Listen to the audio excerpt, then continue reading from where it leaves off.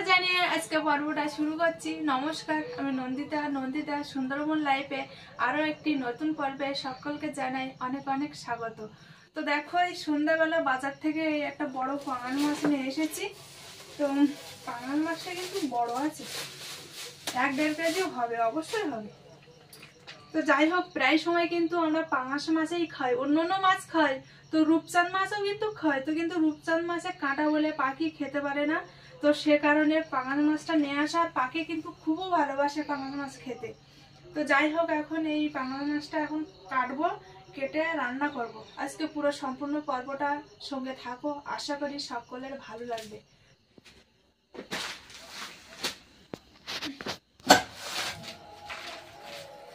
এই মাছের এই কাঁটা কিন্তু বটিতে কাটা যায় না, আর কাটা যায় কিন্তু হাত কাটার একটা ভয় থাকে। তো তো সেই জন্য একেবারে বটিতে কাটবো না, তো কাঁটাগুলো কেটে নেব।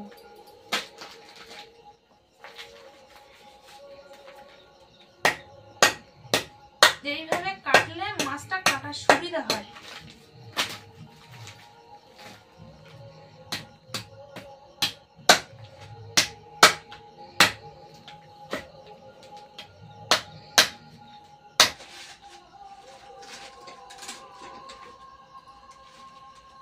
আগের একটা পাঙাল মাছ এনেছিল, সেই পাঙাল মাছটা কিন্তু খুব ভালো ছিল, একদম টাটকা বাড়ির পুকুরে চাষ করা মাছ। আর এই মাছটা অতটা ভালো না।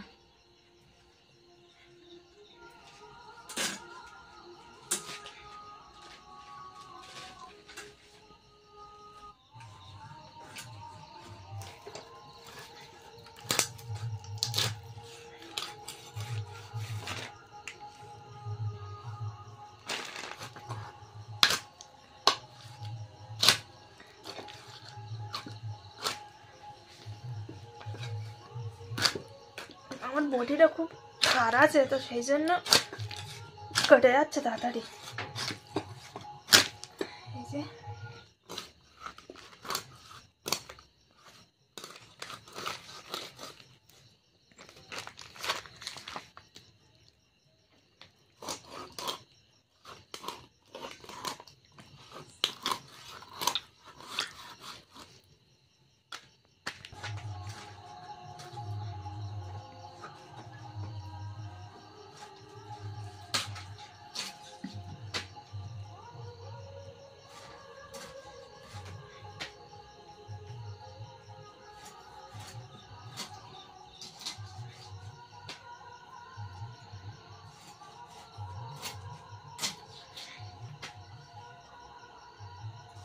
একেবারে খারাপ মাছ না, মোটামুটি ভালো আছে। তবু এই মাছটার থেকে আগের মাছটা ভালো ছিল। মাছটা কাটা হয়ে গেছে, এবার পুকুরে ধুতে যেতে হবে। বটিটা এরকম ধুতে হবে।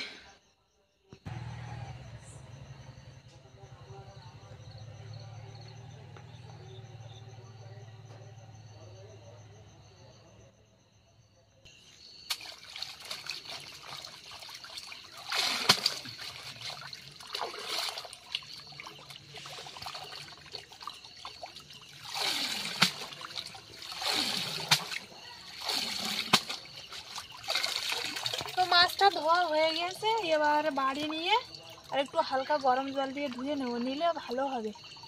পাঙাল মাছ এমনিতেই একটু গরম জল করে ধুয়ে নিলে ভালো হয়।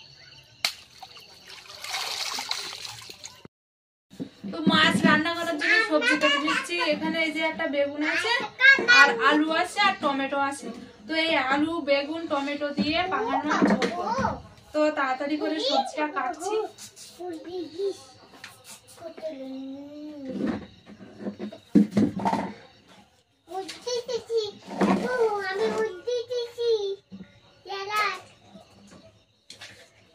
আলুটা হালকা হালকা করে দেবো।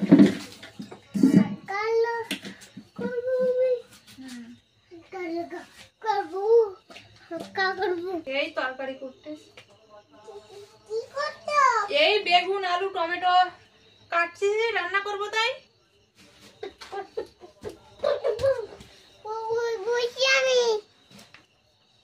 বেগুন খুলে পোকা, তো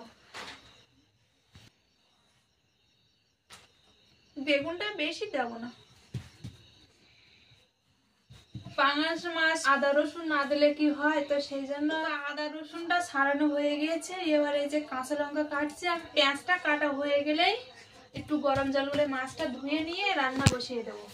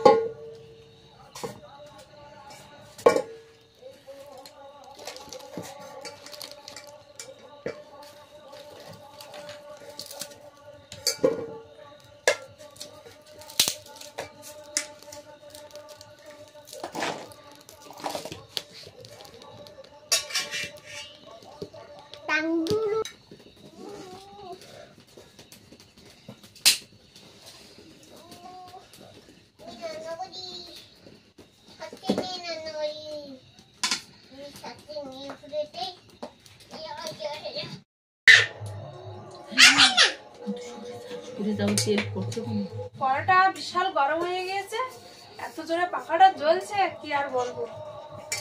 এবার মাছটা লবণ হলুদ মেখে নেবো।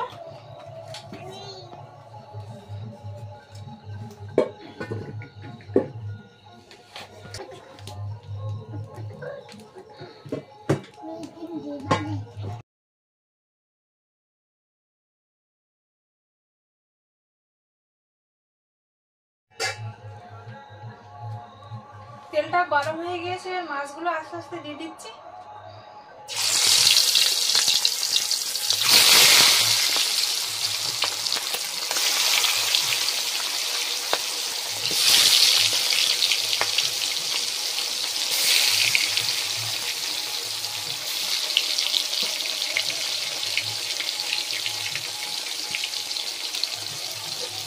এই পাঙাশ মাছ ভাজতে গেলে এত ভয় লাগে, মানে এর ছালটাই ফোটে, এত জোরে ফোটে যে সারা গা হাত পায়ে পাখার চারিখানায় তেল ছিটকে যায়। আর সেই ভয়তে আমি এই মাছটাই ভাজতে পারিনি, তবু ভাজি, কিছু করার নেই, করতে তো হবেই।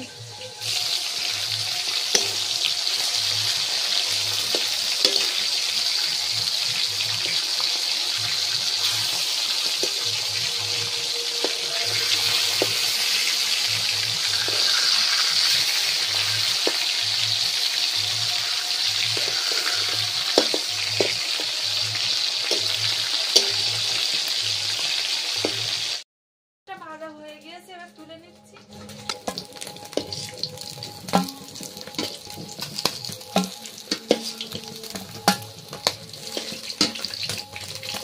এর বাকি যে মাছগুলো আছে সেগুলো এরকম ভাবে ভেজে নেব।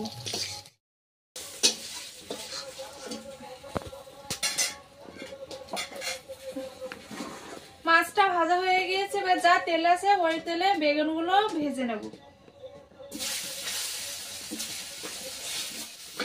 আলু বেগুন একসাথে কষাই করলে কি হয়, বেগুনটা কিন্তু গুলে যায়, তো সেই জন্য আগের থেকে বেগুনটা একটু ভেজে নিলাম।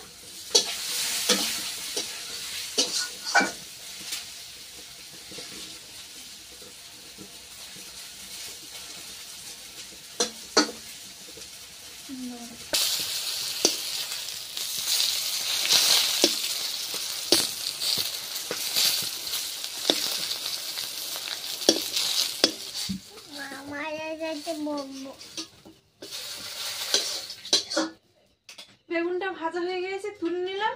এবার তরকারি রান্না করার জন্য প্রথমে পেঁয়াজ কাঁচা লঙ্কাটা দিয়ে দেবো, একটু তেল দিয়ে দিই।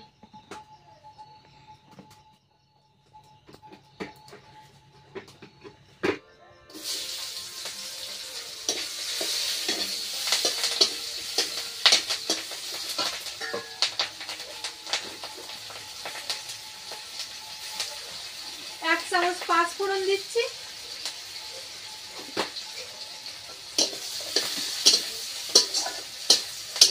যে আদা রসুন বেটেছিলাম, এই আদা রসুনটা দিয়ে দিচ্ছি এবার।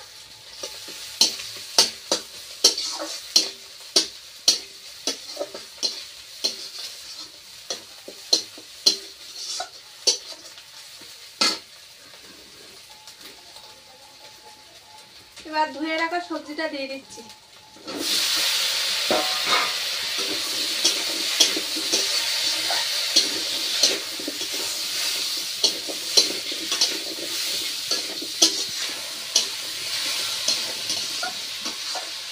হালকা করে জল দিলাম, দেওয়ার পরে এবার ঢেকে দিচ্ছি।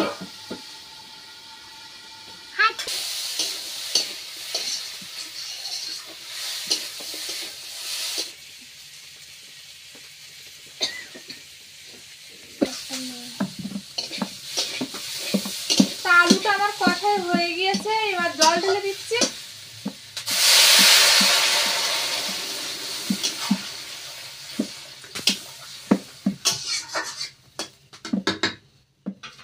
তরকারিটা ফুটে উঠেছে, এবার ভাজা বেগুনগুলো আর মাছ দিয়ে দেবো।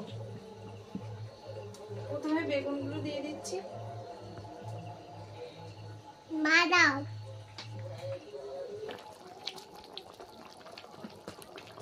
এটা বলবো না, এটা এবার 1 চামচ জিরার গুঁড়ো দিয়ে দিচ্ছি। বাবা বাবা এটা কাই দাও না।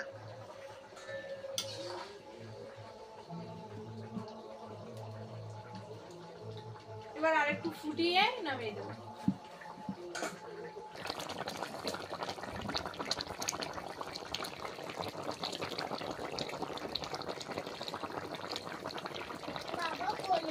তো তরকারিটা কিন্তু গম গম করে ফুটছে, তোমরা দেখতেই পেলে। তো তরকারিটা কিন্তু হয়ে গিয়েছে, এবার নামিয়ে নিচ্ছি। না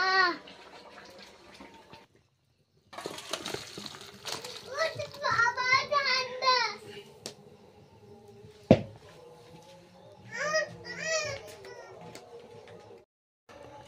এবার ভাত বেড়ে আমরা খেতে বসে পড়েছি।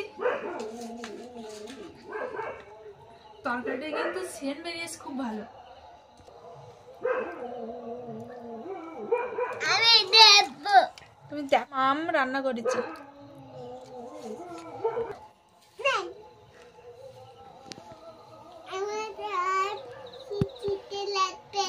না শীতে লাগবে না তো। তো সবে মাত্র রান্না করে এনেছি, তো ভাতও যেমন গরম, তরকারিটাও কিন্তু সেই গরম। তো সঙ্গে সঙ্গে খেতে পাচ্ছি না, এত গরম। আর এই শীতের সময় ফ্যান ছেড়ে যে ঠান্ডা করে নেব, সেটাও তার উপায় নেই। এই ঠান্ডার সময় আবার ঠান্ডা লেগে যাবে ফ্যান চালালে। হচ্ছে না? ঠিক আছে, নাও জুড়ি দিচ্ছি।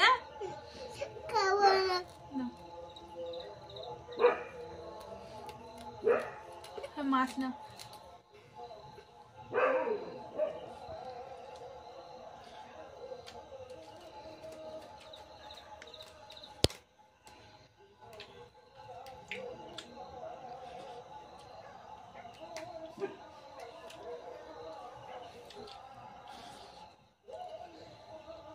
আমি বলতে শোনো, তো পাখি খুব ঝামেলা করছে। কান্না করো না, কান্না করতেনি।